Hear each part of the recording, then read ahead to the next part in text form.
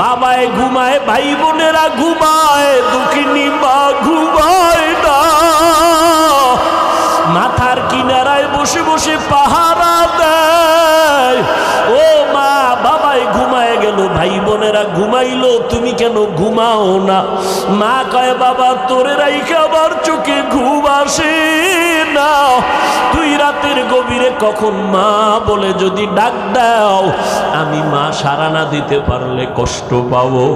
যেখানেই থাকো এমন একটা দিন নাই মা টেলিফোন করে খোঁজ খবর নেয় না। আজকে যার মা নাই বাবা নাই, বড় এতিম,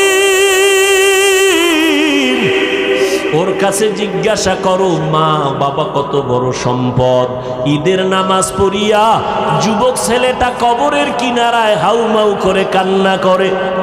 ও যুবক, ঈদের দিন সবাই আনন্দ করে, তুমি কবরের কিনারায় কান্না কেন করো?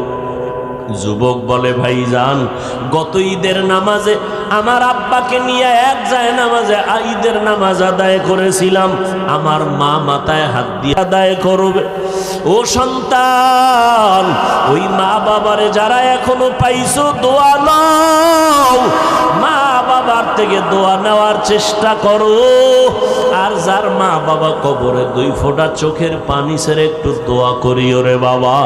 ওই মা বাবায় কত দোয়া করেছে তোমার আমার জন্য, এখনো সময় আছে, বেয়াদবি করবা না।